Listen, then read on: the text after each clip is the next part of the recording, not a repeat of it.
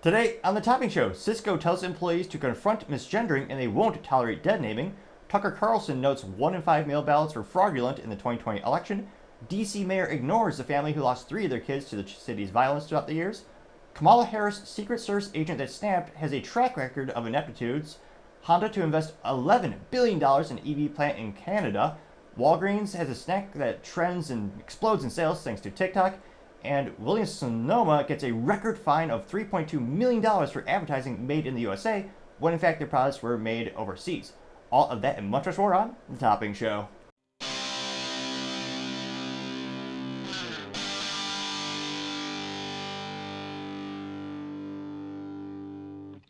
Thank you everyone for taking the time to tune in today. Today's episode of The Topping Show is proudly sponsored by Topping Technologies.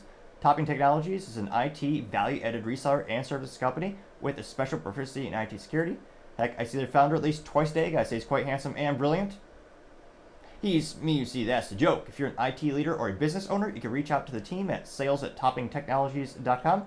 Also, trying to get to 4,000 subscribers by the end of the month, so if you could click that button and share it with your friends, I would greatly appreciate it.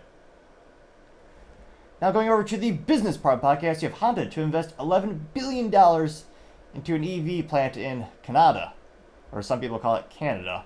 Now, this was brought to us thanks to Reuters, and they have a picture of their communist dictator, Justin Trudeau, where, again, if you have a meme making fun of elected officials over there, you are fined and sometimes jailed. Now, this is an article by Reuters by Maki Shiraki. I may be butchering that, as I often do. Apologies if he is happening to tune in at this very moment. And they note that, scrolling down a little bit here, they're going to invest $11 billion into the EV and production battery manufacturing in the existing facilities in Ontario. It will be the Japanese automotive company's largest investment into Canada. Now, they critique them for being a little bit late to the EV transition, which, well, yeah, they shouldn't, because Honda makes reliable vehicles, and they've been an engine manufacturer pretty much bar none in terms of reliability for decades. Now, they note that the operations are targeted to start by 2028 with an annual production capacity to be in a maximum of 240,000 EVs and 36 gigawatt hours for batteries. Even though, EV sales have slowed dramatically in the United States, with hybrids being one of the fastest growing categories that consumers are starting to buy into, perhaps just because they can't do math for long-term ROI, but partially digress. They note that they still think it's going to be great for them long-term and very sustainable. They note that the EVs and battery plants will be constructed adjacent to existing four-wheeled vehicle and engine plants, and total workforce will increase to about 1,000 people from the 4,200 now.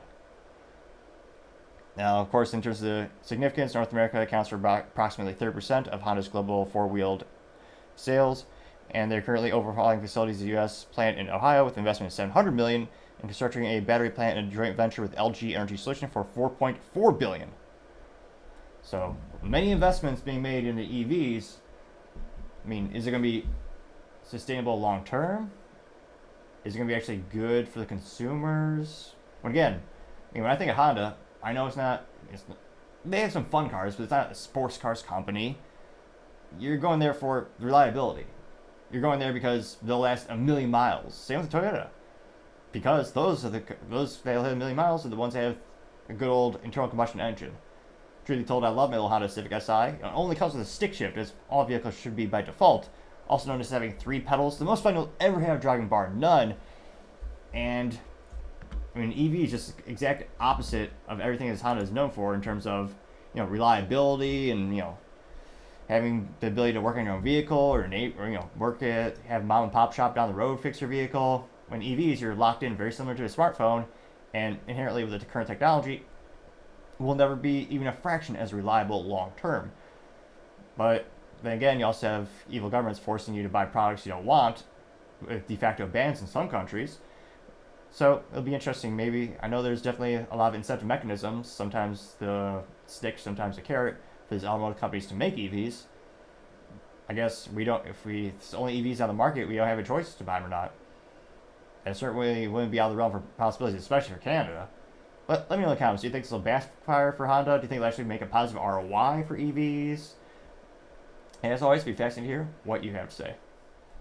Thank you everyone for taking the time to tune in today. Again, we're trying to get to 4,000 subscribers by the end of the month, so if you could click that button, I greatly appreciate it. Also, leaving a thumbs up, thumbs down, or comment, or sharing the video is a great way to give me some additional feedback as well as help grow the channel. Lastly, don't forget to take the time to tell your family, tell your friends, tell your coworkers, heck, tell your enemies, tell anyone and everyone. Just stay safe, fight the good fight.